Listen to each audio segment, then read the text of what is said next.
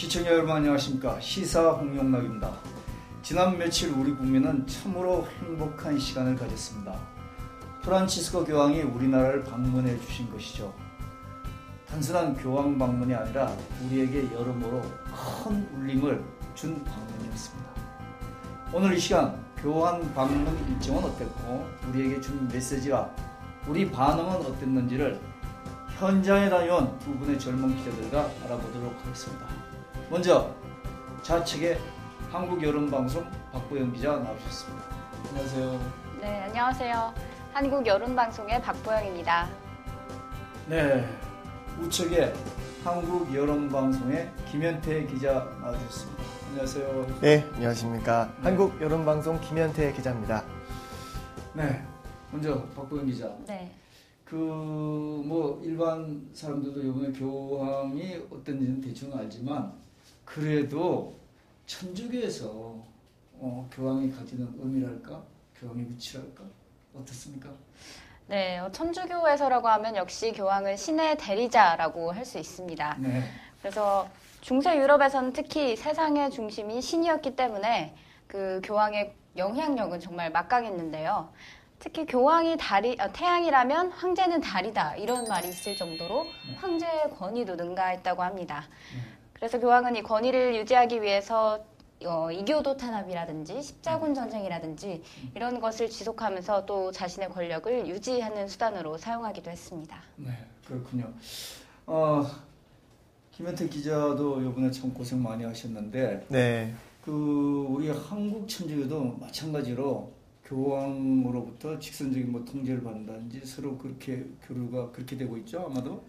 네, 맞습니다. 구체적인 예시를 하나 말씀을 드리면 한국의 추기경 같은 경우도 이 교황이 직접 선출을 하게 돼 있고요. 네. 그럼에 있어서 특히나 이번 교황 방문이 의미가 깊었던 것은 보통 시복 미사 혹은 시성 미사 같은 경우는 원래 그 바티칸 내에서 이루어진다고 합니다. 네. 그런데 이제 이례적으로 이번에 한국에 방문을 해서 시복 미사를 진행함으로써 또 한 번 전 세계의 이목을 받는 계기가 됐죠. 네, 그렇군요. 이렇게 각 세계적인 추기경이라든지 사제들도 임명하는 그런 어떤 그 권한도 가지고 있고 또 전 세계 그 캐톨릭 신자들의 뭐라고 그럽니까? 파파라고 그러던데 네. 카톨릭 신자들이 항상 추앙을 받는 이런 존재, 이런 교황은 사실 선출 방법도 남다를 것 같아요. 우리가 흔히들 교황 선출 방법 우리가 일반적으로 보면은 각 이익단체라든지 이런 경우에 서로 어떤 리더를 뽑지 못할 경우에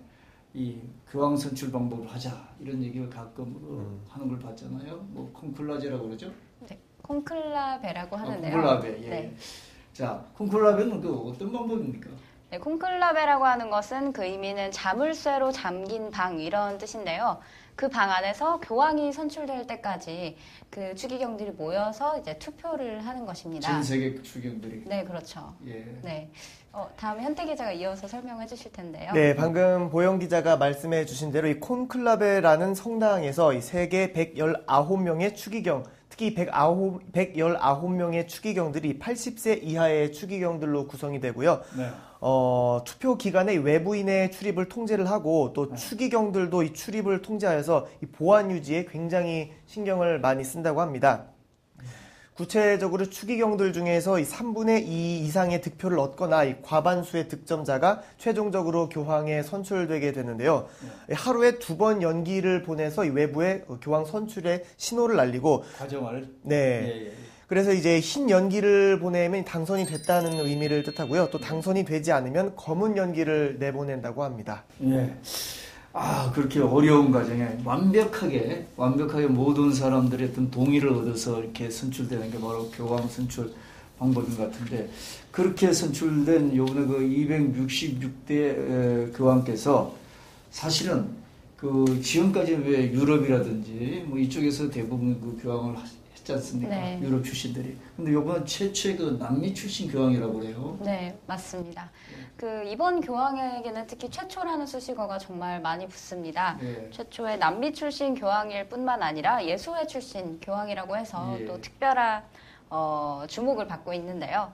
이 교황들의 행보를 보면 최초라는 수식어에 걸맞은 정말 특별한 행보들이 정말 많습니다. 프란치스코 교황이 지난 2013년에 여성과 이슬람 종교를 믿는 그 종교인들에게 세족식을 거행했다. 이런 일이 있어서 이교도인데. 네, 정말 예. 큰 화제가 됐었죠. 예. 또 뿐만 아니라 그 10대들과 자유롭게 그 셀피라고 하죠. 요새 유행하는 뭐라고 하죠? 셀피가 뭐죠? 그 셀프 카메라라고. 예. 네, 10대들과 함께 정말 스스럼 없이 어울리는 그런 예. 모습을 보여주기도 했습니다. 그렇구나. 네. 또 자신의 그 교황이 된 이후에 첫 번째 생일에는 노숙자들을 초청해서 노숙자들과 함께 그 생일을 보냈다고 합니다. 예. 그렇다고 할 정도니 정말 교황이 얼마나 자신의 생일이면 정말 특별한 날이잖아요. 그렇죠. 근데 노숙자들을 모여서 같이 시간을 보냈다. 이런 것은 그 교황의 평소의 품성과 이런 것들을 보여주는 정말 특별한 그런 사건이었던 것 같습니다. 예. 특히 일전에 한번 그 교황이 얼굴에 그 종양이 많이 난 한 신도를 이렇게 네. 얼굴에 이렇게 뽀뽀 키스를 하면서 또 많은 회자가 됐었는데 그것을 통해서 사실 저는 제 자신에 대해서도 좀 부끄러움을 느꼈었거든요. 예. 좀 뭔가 어떻게 보면 좀 징그럽다라고 저는 생각을 했었는데 그런 사람조차도 이렇게 포근하게 감싸는 모습을 보면서 역시 교황은 좀 다르다라는 걸 느꼈던 기억이 납니다.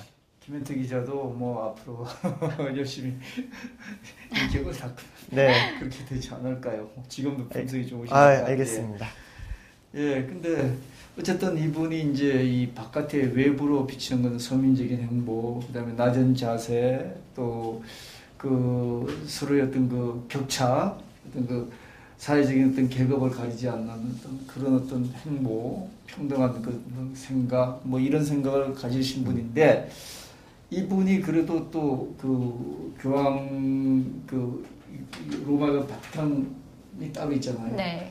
거기에서는 굉장히 또 이렇게 구조 개혁이랄까 이런 걸 열심히 했다고 그러더라고요. 대표적인 예가 바티칸 은행 그 구조조정 같은 경우인데 이런 부분에 대해서는 또 자기에 대해서는 절제력이에요. 자기 자신들 그 사제들에 대해서는 대단히 절제력을 강조를 했다고 그래요. 그 바티칸 은행은 그렇게 구조조정을 했다고 그러는데 어떻게 한 겁니까? 네, 맞습니다. 그 일반 신도들에게는 말씀하신 것처럼 정말 친근하게 다가서지만 사제들에게는 혹독하게 대하는 게 이번 프란치스코 교황의 그 특징인데요. 네. 그 본래 이탈리아의 마피아들의 돈을 세탁한다는 그런 의혹을 굉장히 많이 받았습니다. 네. 바티칸 은행이. 왜냐하면 그 은행이 그 비밀 금고와 같아서 얼마나 뭐 예금이 들어오고 나가는지 이자는 얼마나 되는지 이런 것들이 전혀 그동안은 공개가 되지 않았었거든요. 네. 그런데 이번 교황이 그 여러 가지 다양한 개혁을 시도하면서 바티칸 은행까지 문을 활짝 열어 젖힌 겁니다. 네. 방금 박보영 기자가 설명한 거에서 이제 덧붙이자면은 구체적으로 2012년에 의심스러운 거래 내역을 바티칸 은행에서 6건만 보고를 했다고 하는데요. 지난해 그러니까 2013년이죠. 총 202건으로 늘어났고 또 외국 금융기관과의 협력도 급격히 증가했다고 합니다. 그래서 이 바티칸 은행 내의 그 감독을 또 프랑스의 유명 금융인으로 또 임명을 해서 화제를 모았었습니다. 그러니까 어떻게 우리나라 그 표현대로 하면 외유 내강. 네, 그렇죠. 본인한테는 굉장히 엄격하고 내부적으로 엄격하고 외부 일반 평민들한테는 대단히 그렇게 온유하고 그다음에 그런 어떤 그 자세였던 것 같습니다.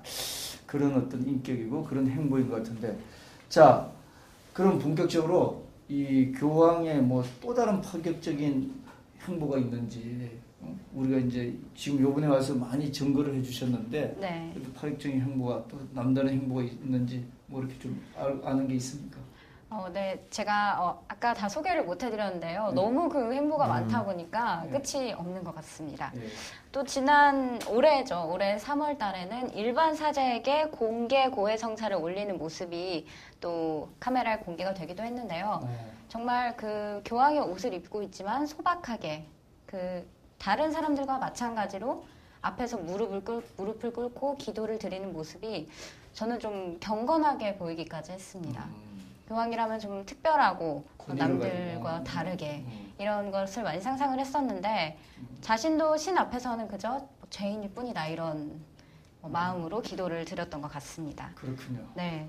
또 그 팔레스타인에서 지난 베들레헴에서 그 구유광장으로 이동하던 길에 갑자기 예정에 없던 그 분리장벽 앞에서 또 내려서 평화의 기도를 드렸다고 합니다.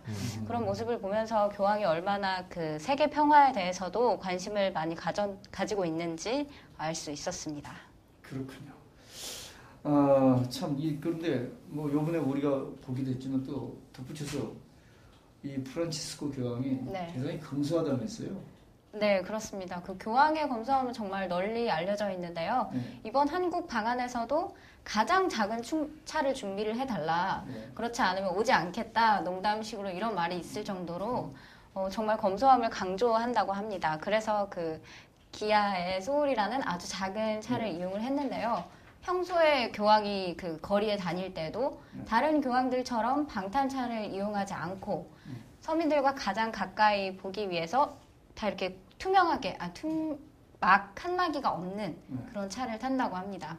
그래서 다른 이제 주변 사람들이 이제 총이나 그런 시해를 받을 위험이 있지 않냐 이렇게 얘기를 하면 그것 역시 신의 뜻이다 이렇게 말씀을 하신다고 하더라고요. 글쎄요. 네. 네. 저는 그 개인적으로 좀 그 경지에 있는 분들이 어떤 생각을 하는지 모르지만 한순간 저도 조금 생각한 게 조금 쇼가 아닌가 뭐 그런 생각을 조금 했는데 사실 국빈 방문을 했지 않습니까? 국빈 방문은 우리가 의전 절차라는 게 따로 있어요. 그 대단히 이제 고급 세단, 그다음 방탄 세단 이렇게 되는데 그거를 놔두고 조그만 소형차를 이용하겠다 한 거는 어떻게 보면은 뭐 그냥 자기 메시지를 전하기 위한 하나의 쇼가 아닌가 그렇게 처음에 조금은 생각했습니다. 김현태 기자는 그런 생각 없어요? 예, 저도 사실은 조금 그런 게 없지 않아 있을까라고 생각을 했었는데요. 네. 실제 그 구체적으로 이 이야기를 살펴보니까 원래 처음에는 그 의전 차량으로서 큰 차라든가 이 방탄 차량에 대해서 먼저 권유를 했었고 교황 측에서 이제 소형차를 타겠다라고 했고 또 실제 타국에서의 방문에서도 항상 소형차만을 고집했다고 합니다. 그리고 또 이 거주지 이번에 한국 방문 동안에 그 거주했던 곳에 대해서도 좀 검소함이 빚어났었는데요. 이 프란치스코 교황이 머물렀던 숙소 역시 값비싼 호텔이 아닌 서울 궁정동에 위치한 주한교황청 대사관이었다고 합니다. 이 지어진 지 좀 오래됐기 때문에 시설이 약간 뭐 누추한 곳도 없지 않아 있었지만 넘었다고 해요. 네, 맞습니다. 그럼에도 불구하고 또 그러한 장소를 마다하지 않았고 또 이 교황이 한 말 중에 방금 앞전에 이야기가 나왔던 그 개혁 부문과 관련돼서 마피아들의 위협이 좀 두렵지 않냐라고 했는데 자, 본인께서는 이제 두려운 게 하나도 없다. 오직 내가 두려워하는 것은 하나님이다라고 말씀을 하신 부분을 보면 뭐 이번에 경호 문제도 그렇고 이런 소형차 부분도 그렇고 교황께서는 정말 특별히 뭐 방탄이나 이런 안전 쪽에는 그다지 두려움이 없으시지 않나라는 생각을 해봤습니다. 그렇게 생각하시고 저도 사실 동감입니다. 처음에는 그렇게 조금 생각했는데 나중에 그분이 뭐 생활을 하시는 모습이 평소 그게 생활화돼 있다. 이렇게 네. 검소하고 그다음에 낮고 또 그다음에 어떤 격의가 없고 이런 부분이 상당히 모든 부분이 생활에 되신 분이다. 그래서 우리가 평소 국빈 아니면 높으신 분이 이제 외국에서 왔을 경우에는 오히려 그런 의전을 구경하는 것도 하나의 재미였는데 네. 이런 의전도 하나의 또 다른 재미가 아니었나 뭐 이런 생각도 하면서 참 존경하실 분이다. 이런 생각도 저도 공감을 했습니다. 그런데 젊으신 분들은 또 어떻게 생각하시나 저희가 한번 여쭤본 건데 저하고 모든 게 공감을 하는 부분이었군요. 그러니까. 예. 자, 지금 이제 본격적으로 우리가 이제 교황 방문에 대해서 뭐 주변적인 얘기가 아니라 지금 이제 본격적으로 좀 얘기를 들어가 보죠. 우선 첫 번째 크게 봐서 교황이 우리나라를 방문할 때 우리나라에 준 영향력은 어떤 것이었나 이런 부분을 우리가 한번 짚어보지 않을 수가 없는데요. 우선 가장 큰 우리한테 영향을 준 게 뭐라고 생각하십니까? 제 생각에는 아무래도 교황이 방문한 가장 큰 이유가 그 시복식 때문이었죠. 그 시복 미사가 16일에 그 한국에서 천주교 순교자 124 내위를 가톨릭 교회가 신앙의 본보기로 이제 공식 선포를 했는데 거기서 그렇게 함으로써 어떤 좀 흩어져 있던 가톨릭 신자들의 마음을 모으고 또 최근 근래에는 종교의 힘이 많이 약해졌는데 그 카톨릭이라는 종교를 좀 더 발전시키고 알리면서 더 많은 신자들을 모으는 이런 역할을 하지 않았나 싶습니다. 네. 또 그 아시아 청년대회에 참석하면서 젊은이들에게 그런 희망의 메시지도 많이 전해줬는데 네. 그렇게 함으로써 그 젊은이들도 사실 요즘은 종교를 많이 믿지 않지만 젊은이들에게까지 영향을 미치려 하고 소통하려 하는 교황의 모습을 보여준 것 같습니다. 네. 공식적인 일정에 따라서 그렇게 생각했는데 그걸 공식적인 일정을 보면서 우리가 또 느낌은 좀 남달랐어요.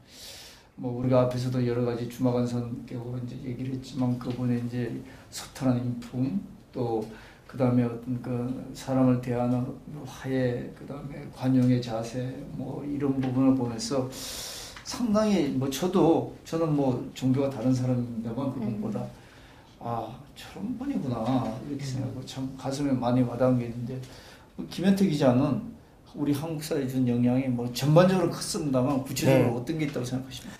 저는 대표적으로 생각했던 것은 높고 낮음이 없는 행동을 보여줬다라고 생각이 들었는데요. 평등요? 네, 평등이라는 이미지를 조금 보여주셨던 것 같고, 특히 중간중간에 이렇게 차를 갑자기 세워서 뭐 아이든 어려움에 처한 사람이든 상관없이 이렇게 뭐 안수라고 하는 이렇게 손을 얹는 행동을 하거나 혹은 아이 같은 경우에는 이렇게 뽀뽀를 하면서 조금 친화적인 모습을 보여줬습니다. 한국의 뭐 우리 윗분들이나 이 지도자 혹은 리더들의 모습을 보면 좀 권위주의적인 모습을 종종 볼 수가 있는데 그런 부분에서 이 교황은 조금 남달랐다. 저는 개인적으로 그렇게 느꼈습니다.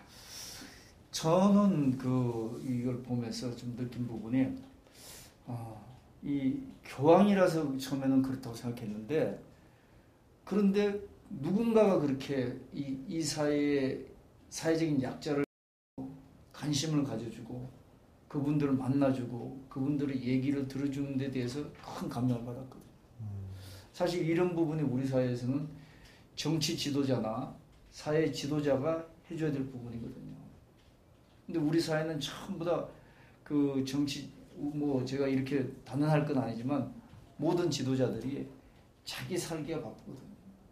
저부터 마찬가지입니다만. 그래서 그러다 보니까 일단 이 사회적 약자는 사실은 방기되고 내팽개친 거나 마찬가지죠. 그러다 보니까 결과적으로 이 사람들이 자기네들 울분 이런 거를 자꾸 터뜨리게 되고 이러다 보면 사회 문제가 되고 또 그 사회적 강자는 그런 문제들에 관심을 안 가지다 보니까 사회가 자꾸 병리적인 부분이 발생을 하고 또 이런 게 오늘날 현실만 그런 게 아니라 우리가 역사적으로 보면은 부와 권력에 대해서 항상 반항하고 그 반대하고 이런 게 역사적으로 항상 그렇게 해왔던 거거든요. 그렇게 역사적인 그런 과정을 겪다 보니까 우리 사회가 항상 분열되고 항상 서로가 서로에 대해서 어떤 원한을 가지게 되고 이런 부분이 우리 사회가 치유되지 않은 그런 부분이 있었는데 교황에 와가지고 어떤 종교 지도자지만 정치 사회 지도자들의 격을 넘어가지고 사회적 약자를 가서 만나줬다는 거. 그분들 중심으로 만나줬다는 게 우리 사회에 사회적 약자가 우리 사회 구성원으로서 같이 서로가 공동의 선을 구하면서 살아가야 될 그런 부분이 아닌가. 그런 걸 좀 일깨워줬다는 게 저 나름대로는 가장 크게 감명받은 부분이라고 생각이 듭니다. 그러면서 또 생각을 한 게 뭐 좀 이따가 다시 얘기를 하겠습니다만 정치를 어떻게 해야 되는지 이런 부분에 대해서도 상당히 그 메시지를 던지고 주지 않았나 뭐 이렇게 생각을 하고 그렇게 생각합니다. 그 부분은 좀 이따 나중에 얘기하고 우선 그럼 교황 방문 일정부터 좀 우리가 짚어봐가지고 어떤 식으로 그 일정이 진행됐는지 한번 얘기를 해보도록 하죠. 첫날 와서 어떻게 시작이 됐죠? 네, 14일부터 18일까지 약 4박 5일간의 일정을 마치고 갔습니다. 14일에는 청와대의 공식 환영식에 참석한 후 이 한국 주교단과 공식 만남을 가졌고요. 15일에는 대전 월드컵 경기장에서 이 성모 승천 대축일 미사를 봉헌한 후 이 충남 당진 솔매성지에서 제6회 아시아 청년대회에 참가한 청년들과 만났습니다. 이 16일에는 가장 하이라이트라고 할 수 있었죠. 이 서울 서소문 순교 성지를 참배한 후 광화문에서 윤지충 바오로와 123위 동료 순교자 시복 미사를 거행했습니다. 시복식 후에는 바로 또 충북 음성 꽃동네로 방문을 하기도 했는데요. 17일에는 충남 서산 해미 순교 성지를 방문해 아시아 주교들을 만났고 18일 마지막에는 명동 성당에서 평화와 화해를 위한 미사를 집전했습니다. 네, 그렇군요. 전반적인 지금 얘기를 이제 우리 김현태 기자가 얘기를 하는 걸 듣다 보니까 4박 5일 일정이 우리가 그 보도를 통해서 본 게 주마등처럼 이렇게 쫙 정리가 돼서 지나가네요. 우선 그 국빈 방문이니까 이제 처음에 이제 대통령이 영접을 했죠. 원래는 교황을 그 국빈 방문을 하더라도 교황이 아니라 국빈 방문을 하더라도 그 나라 통치권자가 이렇게 영접하는 건 아니랍니다. 근데 뭐 외무장관이나 뭐 이런 분들이 영접을 하는데 우리는 박근혜 대통령이 직접 가서 영접을 했습니다. 그게 전에 한번 전에 교황이 또 한번 1984년도인가요? 한국에 갔을 때 그 당시 대통령이 아마 접견을 한 설례로 또 이번에도 간 것 같은데 아니면 이제 박근혜 대통령이 뭐 또 여러 가지 의미를 두고 갔을 수 있겠죠. 근데 청와대 가서 얘기한 게 무슨 얘기냐면은 정의라는 얘기였어요. 정의. 기억나십니까? 네, 이때부터 사실 교황의 메시지는 분명했던 것 같습니다. 그 소통이 필요하고 낮은 자들과 함께해라 이런 이야기들을 많이 했는데요. 그래서 더욱 기억에 남습니다. 또 최근에 대한민국에서 굉장히 안타까운 사건들이 많았기 때문에 교황의 그런 발언들이 더 주목받고 또 그렇지 않은 사실 많은 정치인들과 더 비교가 많이 됐던 것 같습니다. 네, 그렇죠. 역시 가가지고 그 청와대에서 얘기한 게 그 용서의 메시지고 한반도 평화를 마음속 깊이 간직하고 왔다 이렇게 얘기를 하면서 제가 찾아보니까 평화는 단순히 전쟁이 없는 것이 아니라 정의의 결과다. 그 정의는 또 과거의 불의를 잊지는 않되 용서를 하고 간용과 협력을 통해서 불의를 극복한 것을 말한다. 이렇게 얘기했거든요. 그래서 남북관계에서 서로 용서 화해에 대한 언지를 준 메시지가 아닌가 정의를 하면서 그런 건데 그 다음에도 뭐 여러 가지 일정이 많았잖아요. 뭐 시복식도 있었고 시복식 같은 경우도 사실은 여러 가지 의미가 있죠. 네, 그렇죠. 그 가톨릭 교회가 공경의 대상으로 공식 선포한 사람을 복자 또는 복녀라고 하는데요. 그 시복이라는 것은 거룩한 삶을 살았거나 순교한 이를 복자로 선포하는 교황의 선언을 의미합니다. 그래서 복자와 복녀가 시성이 되면 각각 성인과 성녀로 이제 임명을 받게 되는 것이죠. 네. 거기에서 이제 그 미사를 집전을 하셨는데요. 네. 저는 좀 인상적이었던 게 역시 젊은 사람들하고 저도 이렇게 방송을 하고 젊으신 기자들하고 하니까 생기가 돋고 평소보다 제가 오히려 이분들하고 같이 이렇게 화면에 나오면 좀 제가 좀 이렇게 누추해 보이지 않을까. 아닙니다. 이런 부담도 가지만 교황께서 그 아시아 청년대회 거기 가셨죠. 거기 가서 청년들하고 정말 메시지도 강하게 주고 또 그 청년들한테 같이 이렇게 아까 셀프 카메라도 찍고 이런 걸 보니까 야 역시 젊음은 나이가 아니다 이런 생각을 하는데 사실 그 부분도 굉장히 의미가 있었던 그런 대회였죠 그 당시. 네, 맞습니다. 이 많은 청년들이 또 교황님을 보기 위해서 또 많은 참석을 했는데요. 특히 방금 말씀해주신 이 셀카, 너도 나도 이 셀카 교황님과 셀카를 또 치르기 위해서 또 모여들고 사실 이런 입장에 있어서 이 경호원들의 입장에서는 많이 불안한 상황인데 그럼에도 불구하고 우리 교황께서는 많은 청년들과 더 많은 이야기 그리고 또 뭔가 이렇게 악수도 하고 이러려고 했던 모습을 보여주셨습니다. 저는 특히 아시아 청년대회에서 좀 인상적이었던 것이 그 교황님이 연설을 하시면서 영어로 보통은 연설을 잘 안 하시는데 영어로 이제 go, wake up 이렇게 계속 몇 번씩이나 강조를 하시더라고요. 그게 짧고 아주 간결한 단어였지만 뭔가 저도 이렇게 마음속에서 불끈불끈 솟아오르는 것이 어떤 청춘이라는 것을 잘 이용을 해야겠다 이런 생각이 들었습니다. 네, 그렇죠.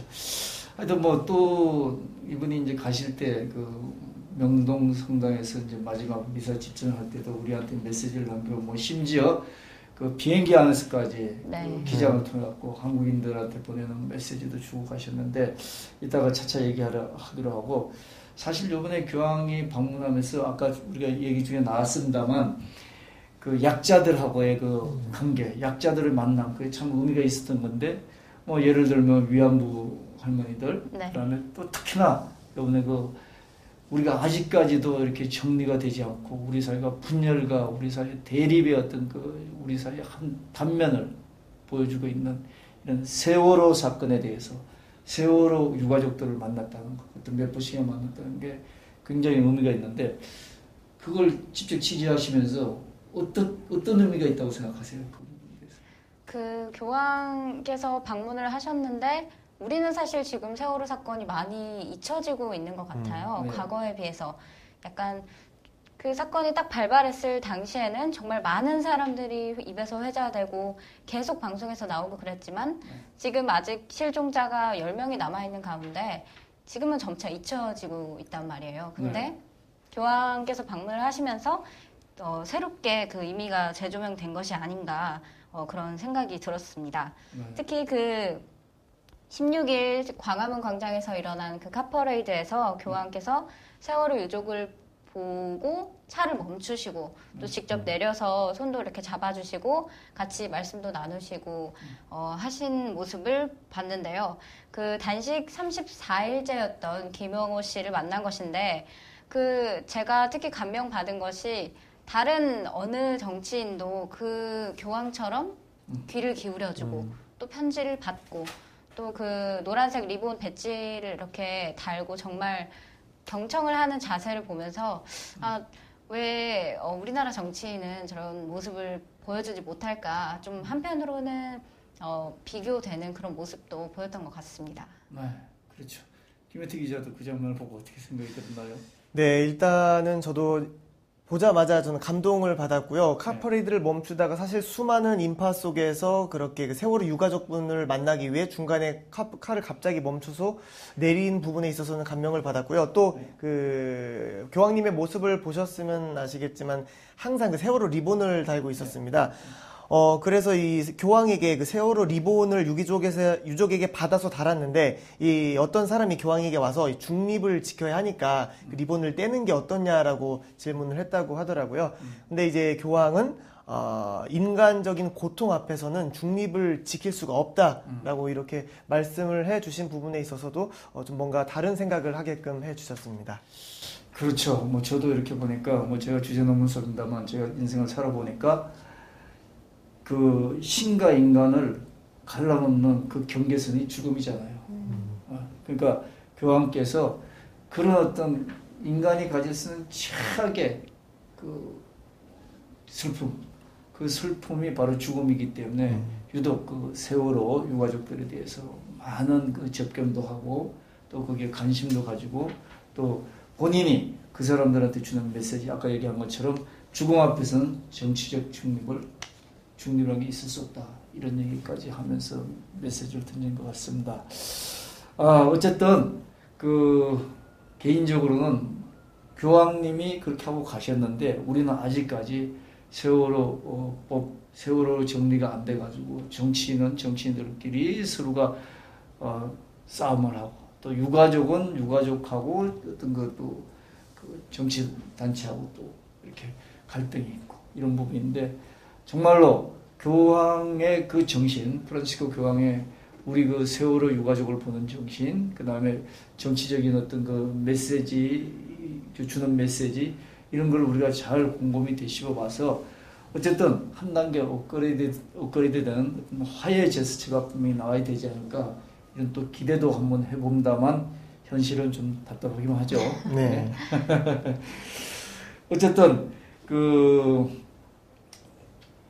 하여튼, 교황이 이렇게, 세월호 유가족만이 아니라 또 위안부 할머니들한테도 사실 많은 관심을 가졌어요. 네, 그 위안부 피해자 할머니뿐만 아니라 밀양 송전탑에 관련된 그 주민분들이나 또 아니면 쌍용 그 노동자 해고 노동자, 해고 노동자 분들도 만나고 그 리본뿐만이 아니라 그 나비 그 배지를 단 것도 저는 봤어요. 그래서 항상 그것을 방한 일정 내내 함께 하고 계시더라고요. 특히 그 세월호 참사 가족들에게는 편지까지 이제 전하시면서 또 하나 감동적이었던 부분이 편지 가장 말미에 자신을 그 하인 중에 하인 이렇게 표현을 한 것이 또 인상적이었습니다. 네, 저는 편지 전하는 것도 그렇지만 또 편지를 받아가지고 네. 편지를 받을 때 왜 그렇잖아요. 이렇게 조금 우리 사회에서 좀 네. 이렇게 그 어디 기관장이나 이런 사람들만 해도 꽃을 받으면은 자기가 이렇게 간직하고 다니는 게 아니라 화환 네. 딱 받자마자 옆에 네, 네. 기계적으로 옆 수행원들이나 사람한테 딱 주면 이제 옆에 이제 그 보좌진이 때 보관을 하든지 뭐 버리든지 하여튼 그렇게 하는데 네. 선물도 마찬가지인데 선물을 보면 그 의미를 다 알아듣지도 못하지만 열심히 보고 있고 또 그다음에 저기 세월호 유가족한테 받은 편지를 자기 주머니에다가 넣는 걸 보면서 좀 처음에는 생소하다는 생각을 넘어가지고 진심이 느껴지더라고요 보니까. 그래서 내가 역시 다른 차원에 계시는 게 저희 같은 본부들하고 좀 다른 차원에 역시 계시는 분이다 이런 생각도 하고 그랬는데 그래서 하여튼 뭐 그런데 자 그러면서 우리 사회에 던진 게 바로 제가 좀 전에 얘기한 것처럼 우리의 작은 뭐 기관장이나 이런 사람들 리더십을 발휘해야 되고 크고 작은 우리 그 살다 보면 사회 조직, 정치 조직인데 그래서 리더십을 발휘해야 되는데 우리 리더들은 좀 그런 식으로 어떤 획일화되고 좀 권위적이고 이런 부분이 있는데 좀 그렇지 않다는 거. 그게 좀 이제 생경하면서도 좀 바람직하다 이런 생각했는데 그럼 두 분은 구체적으로 교황과 우리 한국의 정치 리더가 되겠죠. 대부분 정치 리더들하고 비교했을 때 차이점이 뭐가 있던 거예요? 저는 아무래도 그 앞장을 서는 것, 솔선수범이 아닌가 이런 생각이 드는데요. 뭐 세월호 참사도 그렇고 최근 많이 발생하고 있는 군대 관련 사건 사고들도 그렇고 누구 하나 뭔가 책임을 앞으로 딱 나서서 지는 사람이 없는 것 같다 이런 생각이 들었습니다. 왜냐하면 사건이 발생할 때마다 그 순간에는 뭔가 지시를 내려주거나 확실한 컨트롤 타워 역할을 할 수 있는 그런 지도자가 부재하다는 거죠. 네, 교황 같은 경우에는 물론 어떻게 하자 하고 정치적인 메시지는 줄 수는 없지만 그것을 종교적인 메시지로 주지만 교황의 그런 하나하나의 행보에 뭔가 우리가 의미를 찾아서 정치계에도 이제 반영을 해야 될 때가 아닌가 이런 생각을 좀 해봤습니다. 네. 김현태 기자. 저는 그 위선이라는 단어가 가장 먼저 떠올랐는데요. 뭐 모든 한국에 계신 리더나 지도자분들이 그런 것은 분명히 아니라고 생각을 합니다. 하지만 뭐 리더가 한 말이 실제로 이렇게 실행이 안 되거나 좀 언행불일치 되는 부분에 있어서 많은 국민들이 실망한 감이 있었는데 그의 반면에서 교황은 정말 처음에 몸소 실천을 통해서 방금 박보영 기자가 말씀을 한 대로 솔선수범을 통해서 이것이 위선이 아니라 진심임을 우리 국민들에게 보여줬고 그렇기 때문에 국민들이 더욱더 교황님께 그 열렬한 그 성원을 보내준 것 같고요. 특히나 이번 교황 방문에 있어서 외신들도 놀랐던 것은 물론 교황님이 어느 곳을 가든지 환영받는 것은 마찬가지지만 특히나 한국에서의 열광적인 모습에 있어서 이것을 좀 정말 색다르게 보도를 했다고도 합니다. 이렇게 한국 국민들이 특히나 이 기독교나 천주교 신자뿐만 아니라 일반 시민들도 엄청난 열광을 보내줬는데요. 그만큼 또 그것에 빗대어 한국의 리더 혹은 지도자들을 봤을 때 이 대한민국 국민들이 진정 스스로 우리 대한민국의 이분은 리더다 혹은 지도자라고 생각하시는 분이 없었기 때문에 오히려 그것에 대한 갈망이 이번 교황님의 방문을 통해서 드러나지 않았나라는 생각을 해보게 됐습니다. 뭐 저도 좀 느낀 바가 있는데 어떤 거냐면 누구든지 얘기를 들어준다는 거예요. 누구든지. 사실은 뭐 이제 우리 두 분 기자들도 이 사회생활 열심히 하고 인생을 열심히 살지만 저도 인생을 뭐 열심히 사는 입장에서 왜 열심히 사냐고 묻는다면은 하루 세 끼 밥 남들보다 더 잘 먹고 뭐 5끼 먹고 살 수는 없는 거잖아요. 하루 세 끼 밥 먹고 사는데 결국은 내가 열심히 살아서 내가 나보다 조금 못한 사람의 그렇지만 열심히 살려는 사람의 그 사람의 입장을 도와주고 그 사람이 열심히 그 생각을 전진할 수 있도록 도와주는 게 리더의 입장이거든요. 네. 그렇잖아요.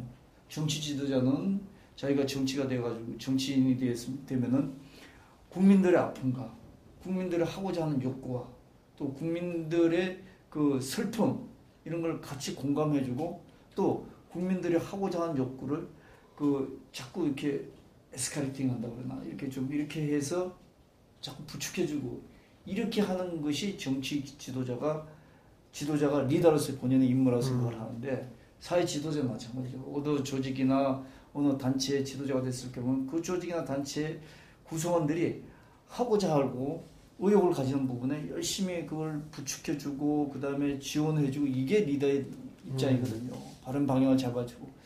근데 우리는 그렇지 못하거든요. 그런 상황에서 이런 교황이 와가지고 어쨌든 여러 사람 다양한 사람 얘기를 끝까지 경청을 해준다. 이런 부분에 저는 우리 아까 얘기한 것처럼 우리 한국의 리더들이 앞으로 진심으로 진정성을 가지고 나보다 못한 사람이 나에게 얘기할 때는 들어줘야 되지 않냐. 문제는 해결할 능력은 그 사람이 갖고 있는 능력이 있는 만큼 해결해야 되지만 들어는 줘야 되지 않느냐. 그리고 같이 생각해 줘야 되지 않느냐.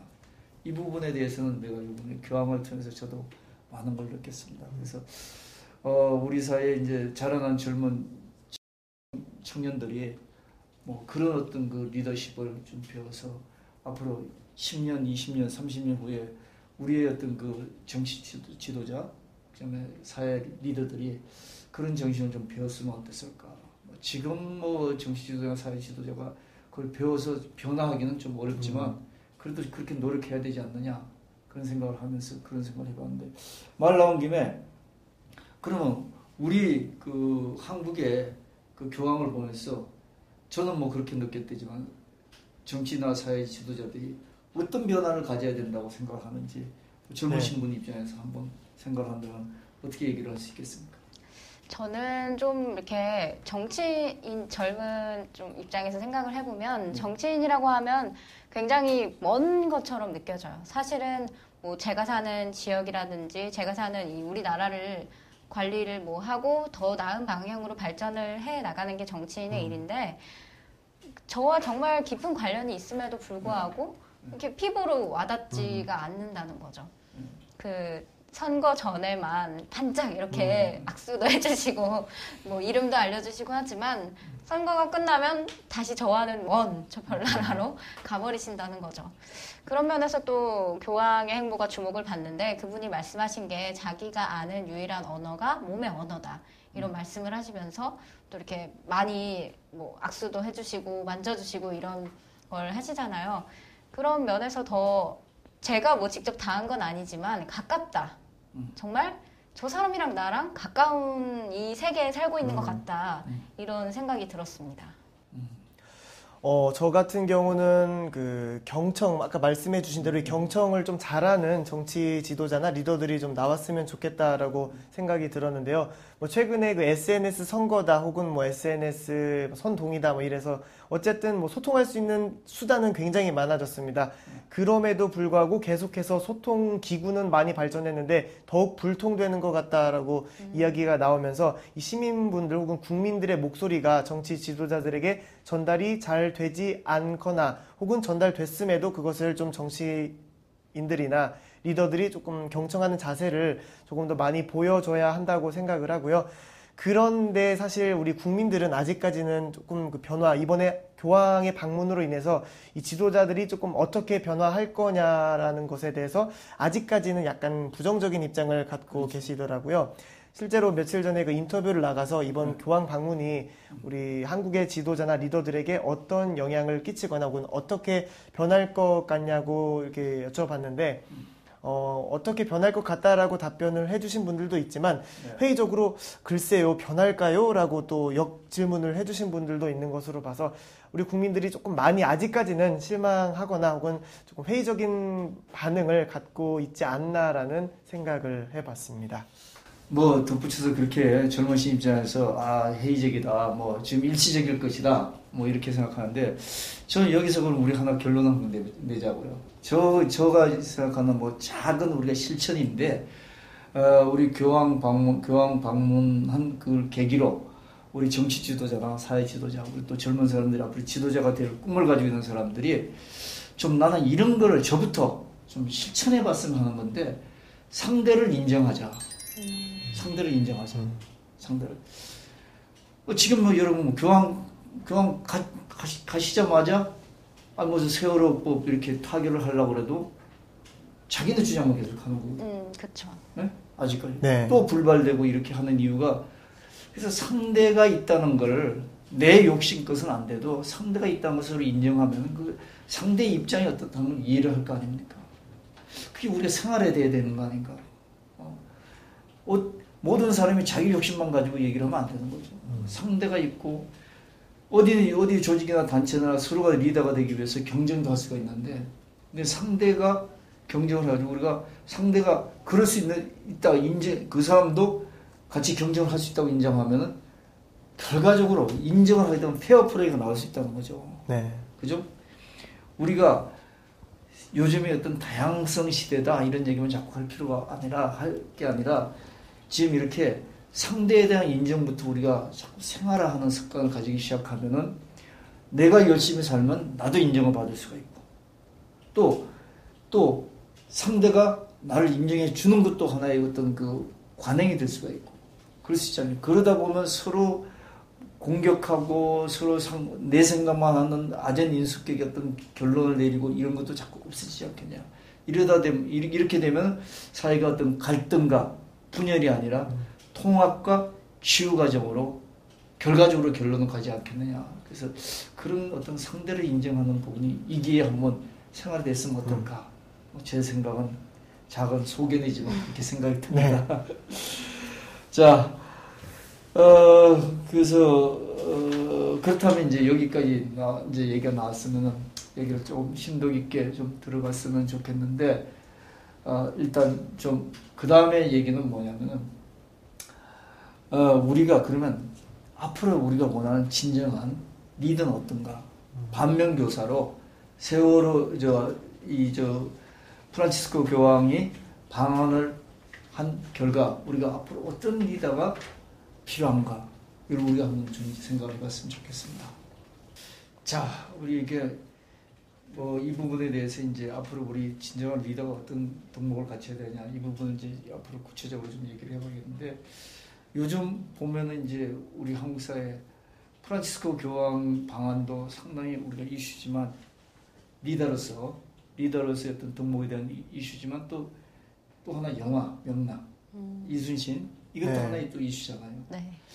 그래서 이 두 분 젊은 사람들을 생각하는 게 좀 그 기성세대보다 또 다를 테니까 그 부분과 같이 저희 접목을 시켜가지고 한번 리더의 자질은 어떻게 해야 되는지 덕목은 어떻게 해야 되는지 한번 얘기를 해볼까요? 네. 먼저 리더 제가 명랑을 보면서 가장 많이 느꼈던 것은 역시 그 리더는 그 솔선수범 아까도 말씀을 해주셨듯이 이 솔선수범과 언행일치라는 이 두 가지 덕목이 굉장히 중요하다는 것을 배웠습니다.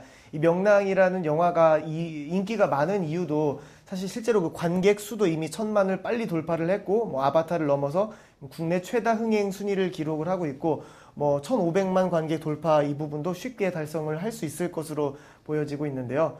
명랑 영화 속 장면에서 이순신 장군이 이 백성들의 그런 두려움이나 이런 것을 좀 없애기 위해서는 먼저 몸소 실천을 해야 한다고 하면서 아까도 이 영화 속에서 실제로 그 12척의 배 중에서 이순신 장군이 탑승한 그 배가 가장 선두에 앞서 나갑니다. 그래서 일본군의 그 외적의 배를 가장 먼저 맞서는 장면이 있는데 저는 사실 이 영화를 보기 전에는 그 먼저 이 앞선 그 따라오는 그 후임 배들을 먼저 앞으로 내보낼 거라고 생각을 했었는데 실제로 이순신 장군이 가장 먼저 앞서서 가장 먼저는 왜적들을 조금 물찌르는 장면을 보면서 이게 정말 솔선수범이라는 게 이런 것이구나라는 걸 느낄 수가 있었고요.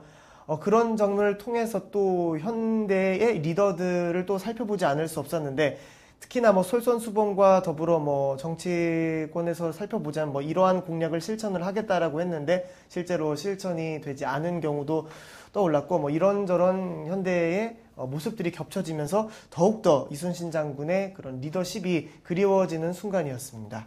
예. 우리가 이제 프란치스코 그 교황의 이제 방안과 이순신 장군의 리더십 뭐 이거를 이제 같이 얘기를 하고 있는데 사실 요지간에 서점에서도 책이 제일 많이 팔리는 게 바로 프란치스코 그 교황이 쓴 책하고 네. 그다음에 이순신 장군의 책이랍니다. 네. 600권 이상씩 팔린다. 그러니까 요즘같이 책 안 보는데 시대에 600권 이상씩 팔린다. 대단한 거죠. 하여튼 그런데 뭐 프란치스코 그 교황의 리더십도 우리가 보니까 대단하고 느껴지고 가슴으로 와닿고 이렇지만 이순신 장군의 리더십 이것도 사실 명랑을 보면서 우리가 느껴지잖아요. 본인이 아까 얘기한 솔선수범하고 아까 명랑해전할 때 전쟁할 때 장군배가 대부분 뒤에서 이렇게 이 작전을 지휘하는데 이분이 제일 먼저 앞에 나가잖아요. 네. 이게 솔선수범이지 않습니까? 제일 먼저 포화를 맞을 수 있는데. 그래서 이런 부분이 지금 우리 김 기자 말씀하신 것도 저도 보니까 명랑을 보고 나서 참 느껴지는 거고 또 이분이 얘기하는 살려면은 죽고 죽으려면 산다 이런 정신으로 모든 자세에 임해야 된다 이런 것도 느껴지는데 명랑 보셨죠? 네, 봤습니다. 이순신 장군의 리더십 어떻게 느껴져요? 저는 사실은 그 명량을 보면 이순신 장군의 좀 인간적인 면모도 많이 보여요. 제가 생각하는 이순신 장군의 리더십은 결단력이다. 이렇게 저는 말하고 싶습니다. 그 영화 장면 중에서 배신을 하고 아군을 배신을 하고 너무 아군의 숫자가 얼마 안 남았으니까 자신의 목숨이라도 부지하기 위해서 도망을 가려는 병사들을 단칼에 베는 그런 장면이 있었잖아요. 근데 저는 오히려 그런 장면에서 더 리더십을 느꼈던 것 같아요. 이런 어떤 재난이나 사고가 있었을 때 중심을 잡고 내가 이것을 이끌어 나가려고 하는 그런 노력이 더 보였던 것 같고 사실은 그러고 나서 이제 자신 전쟁터에서 떠나보낸 많은 병사들에게 죄책감을 느끼면서 꿈속에서 그 유령 환영을 막 보는 그런 또 장면이 있어요. 네. 그런 점에서 인간적인 이순신의 모습을 보면서 그런 인간적인 향기가 나는 게 또 리더의 한 면모가 아닌가 이런 생각이 들었습니다. 네. 뭐 지금 말씀하신 게 인간적인 부분도 있지만 또 어떤 그 공사를 엄격히 하는 그런 부분. 아까도 우리가 얘기했지만 그 프란치스코 교황도 바티칸 그 은행 그 부분이 아까 우리 박 기자도 말씀하셨지만 그게 히틀러 무솔린 시대부터 상당히 그 뭔가 좀 금은 유착이 되어 온 걸로 지금 네. 여러 이제 세간에 알려져 있는데 그런 걸 요번에 가감히 구조조정을 하기 위해서 정말 구조조정을 제대로 할 사람, 그다음에 제대로 그걸 하는 걸 감독을 하고 아주 엄한 명령을 내리고 뭐 이런 걸 보면은 좀 같은 어떤 그 덕목을 가지고 있지 않나 이런 생각을 가졌는데 어쨌든 그러면 두 분이 생각해서 프란치스코 그 교황하고 그 이순신 장군의 그 리더십이 같은 부분이 어쩐지 한번 살펴볼까요? 네. 아까 방금 전에 박보영 기자가 말씀해 주신 그 인간적인 면모를 말씀해 주셨는데 실제로 그 프란치스코 교황이 언급한 말을 분석을 했는데요. 사랑이라는 단어를 가장 많이 쓰고 또 3위 마음과 사람이라는 단어를 또 3위로 썼다고 합니다. 2위는 한국이라는 단어를 많이 썼는데요. 그만큼 또 인간 중심적인 그런 사고가 이순신 장군과 프란치스코 교황의 비슷한 점이 아닐까라는 생각을 해봤습니다. 명랑 속에서 이순신 장군 같은 경우 이제 두려움에 떠는 그런 장군들을 아까 뭐 도망가려고 하는 장군들은 물론 단칼에 이렇게 베서 처리를 했지만 또 이 두려움에 떠는 백성들을 어떻게 하면 두렵지 않게 할까라고 계속해서 고민하는 장면들이 나옵니다. 그러한 부분을 봤을 때 이런 인간 중심적인 부분은 좀 비슷하지 않았나라는 생각을 해봤습니다. 네, 그렇군요. 뭐 비슷하거나 다른 점이 또 있다고 생각하십니까? 저는 다른 점이 확연하게 두드러졌는데요. 네. 그 프란치스코 교황 같은 경우에는 소탈하시잖아요. 네. 검소하시고. 네. 그런데 이순신 장군 같은 경우에는 같이 전쟁터에서 검소한 식사를 하더라도 범접할 수 없는 어떤 위용이 느껴진다고 생각합니다. 좀 오래전 인물이어서 그런지 아니면 저희가 또 워낙 어렸을 때부터 위인전에서 네. 뵙던 분이어서 그랬는지는 몰라도 조금 두 분의 성격은 사실 많이 다르죠. 그렇죠. 그럼에도 불구하고 사람들이 그 리더십을 좋아하고 또 그 모습을 줬고 이런 모습에 있어서는 분명히 어떤 하나의 공통점이 있는 것 같습니다. 그렇죠. 뭐 그 시대적인 환경이 그런 문제를 그렇게 보지 않을까 그러는데 그 시대는 아무래도 계급 사회고 네. 그다음에 획일화된 어떤 그 사고를 가진 사회인데 요즘은 대부분 평등한 사회고 또 그다음에 다양한 그런 사회다 보니까 어떤 그 인간성을 보여주는 것도 그렇게 보여지지 않을까. 근데 그렇더라도 우리가 프란치스코 그 교황한테도 위험은 있는 건 사실이잖아요. 네. 아이 교황 안녕하세요 뭐 이럴 수도 없잖아요. 네. 교황님 안녕하세요. 네. 네. 그러니까 그런 어떤 그 세상이 그렇지 않습니까? 항상 선은 어느 순간에 다 일치한다. 뭐 이런 것처럼 모든 부분이 어떤 정당성이나 어떤 정의나 이런 부분이 끝에 가는 어떤 그 정신 자체가 다 일치하는 것처럼 아마 프란치스코 교황의 리더십이나 이순신 장로의 리더십이나 우리와 같이 일치하는 덕목이 많지 않나 그런 생각이 드네요. 프란치스코 교황이 한국에서 떠나서 비행기에 타고 가면서 한국민들한테 또 메시지를 보냈거든요. 근데 그 한국민을 사랑하는 애정이 정말 대단하죠. 그 비행기를 타고 가면서 네. 아무리 가능이지만 또 거기에 한국민들한테 한국의 어떤 그 남북한이 한 형제다 뭐 이런 얘기도 하고 그다음에 평화가 있기를 바란다 이런 메시지를 보냈는데 이 기회에 이제 프란치스코 그 교황이 한국에 와가지고 궁극적으로 결과적으로 남북한 문제를 얘기했거든요. 통일 문제를 얘기하고 갔었잖아요. 네. 그래서 우리가 지금 어떻게 보면은 이 통일 문제가 하루아침에 안 이룰 것 같지만 그 교황이 방문한 그 정신을 이어서 우리가 통일 문제도 사실은 건조를 해야 되고 북한도 이 메시지에 대해서 이겨도 무슨 그 수장이 다녀갔다 이렇게 폄하하지 말고 한번 좀 생각해보는 그런 시간이 됐으면 좋겠습니다. 근데 이분이 비행기를 타고 가면서 상당히 재미있는 얘기를 했어요. 한국에서 인기가 그렇게 있었는데 그 인기가 어떠냐 기분이 이런 얘기를 했거든요. 근데 이분이 얘기한 게 있잖아요. 인기라는 건 뭐 금방 더덥다 이렇게 얘기했죠. 그러면서 뭐라고 그랬나요? 그러면서 뭐라고 그랬을까요? 그분이 이제 얘기를 한 게 인기란 게 더덥다. 2, 3년 후면은 모든 게 다 사라진다. 내가 한국에서 사람들이 그렇게 나한테 좋아했던 건데 2, 3년 후면 다 사라진다. 그러면서 자기는 하나님의 종으로서 거기에 본분에 충실할 뿐이다. 이렇게 얘기를 했는데 사실 제가 그 얘기를 들으면서 우리가 지금 대중문화의 홍수 속에 살잖아요. 네. 네? 근데 우리 이제 박 기자나 김 기자나 이제 텔레비전 화면을 타면은 뭔가 이제 텔레비전 스타가 되기를 다들 원하지 않습니까? 이런 어떤 대중문화 스타가 되는 사람들, 우리 사회 풍조도 그렇잖아요. 이런 부분에 대해서도 하나의 우리가 받아들여야 될 메시지, 의미심장하게 한번 생각해 볼 메시지가 아닌가 그런 생각이 드는데 어떻게 생각하세요? 맞는 것 같습니다. 그 교황님께서 사실 임기가 그렇게 많이 길지 않잖아요. 고령이시다 보니까. 근데 오히려 그렇기 때문에 더 이렇게 약자들을 살피고 모든 사람들을 공통적으로 대하는 그런 태도가 나올 수 있지 않았나 그렇게 생각을 하는데 교황님께서 그 자신의 임기를 어떤 정쟁의 그 종교적인 뭔가 도구나 정쟁의 도구로 이용하시지 않는 것 같아요. 또 그런 점이 우리가 많이 본받아야 하고 우리나라 또 정치인들도 본받아야 할 점이 아닌가 이렇게 생각을 합니다. 네, 그렇죠. 우리 김현태 기자도 방금 그 인기 관련해서 뭐 2, 3년이면 끝난다라고 또 말씀을 해주셨는데 사자성어 중에 갑자기 이게 떠올랐습니다. 그 권불 10년이라고 해서 이제 권력은 10년 이상 가지 않는다라는 말이 떠올랐는데요. 인기도 그렇고 권력도 그렇고 그리 오래 가지 않기 때문에 저부터도 조금 겸손하게 삶을 살아야 하지 않을까라는 생각을 해보았습니다. 역시 교황이 우리 김 기자한테 준 데미지가 영향력이 아니 데미지는 아니고 영향력이 굉장히 크네요. 오늘부터 여러 가지 모습으로 새롭게 알겠습니다.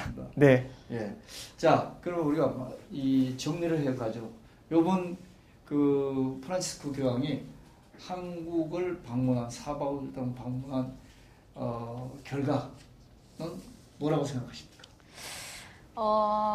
결과적으로는 우리에게 사실은 종교적인 방문을 했지만 우리 사회가 앞으로 나아갈 발을 보여줬다. 그것이 뭐 정치적으로든 사회적으로든 이렇게 생각을 하고요. 그리고 덧붙여서 이거 약간 꼬리 얘기지만 네. 좀 경제적 이익도 있었다. 네. 그렇게 봅니다. 시범 미사에 몰린 인원만 해도 그렇고 또 교황이 다녀갔던 뭐 식당이라든지 거리라든지 이런 경제적인 파급 효과가 어마어마하다고 해요. 사실 뭐 경제적인 효과를 노리고 오신 것은 아니겠지만 그럼에도 불구하고 우리나라의 뭐 내수 경제에 활발한 이렇게 영향을 미쳤다면 그것도 좀 긍정적인 부분이 아닐까 싶습니다.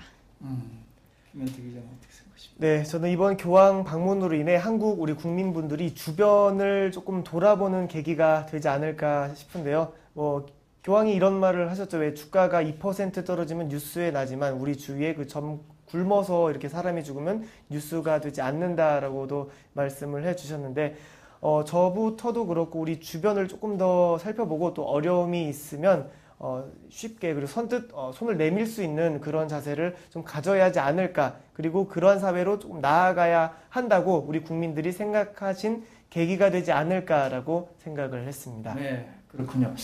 오늘 이렇게 우리가 이 프란치스코 교황이 4박 5일 동안 한국을 방문하시면서 말씀하신 부분, 행동하신 부분, 또 사람들 만나는 부분 이런 걸 얘기를 하다 보니까 사실은 저희가 이렇게 뭐 토론을 하고 있습니다만 결과적으로 우리 박보영 기자도 그렇고 김현태 기자도 그렇고 저도 그렇고 우리 인생에 무슨 뭐 반향이 좀 생기고 우리 좀 정리가 되고 이런 네. 기분을 좀 제가 느낍니다. 네, 맞습니다. 그렇습니까? 네, 저도 역시 그러는데 좀 어떻게 저런 분이 있을 수 있을까 싶기도 하면서 좀 저의 삶도 많이 돌아보게 됐고 그만큼 제가 따라갈 순 없겠지만 그래도 저부터도 작은 실천 하나하나를 좀 오늘부터 해보고 싶어요. 네, 네. 그렇군요. 김현태 기자도 뭐 동감입니까? 네, 동감합니다. 네, 그렇군요. 자, 오늘 토론 여기서 정리를 하겠습니다. 행복한 시간은 지났습니다.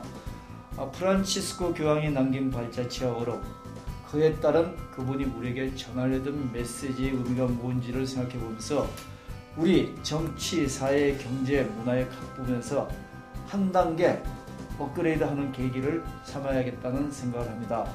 덧붙여서 저 자신부터 제 인생에 있어서 우리가 인생을 살면서 인생사의 황금률이라고 얘기하는 내가 대접받고 싶으면 남에게 먼저 대접하라는 그런 성경 구절을 다시 한번 생각하면서 생활을 해야겠다 이런 생각도 덧붙이게 됩니다.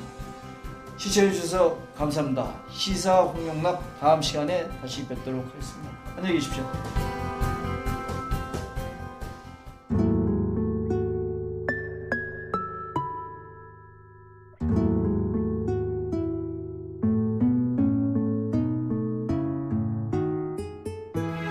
이곳은 온 국민을 안타깝게 하고 있는 세월호 침몰 사고가 발생한 진도 팽목항입니다.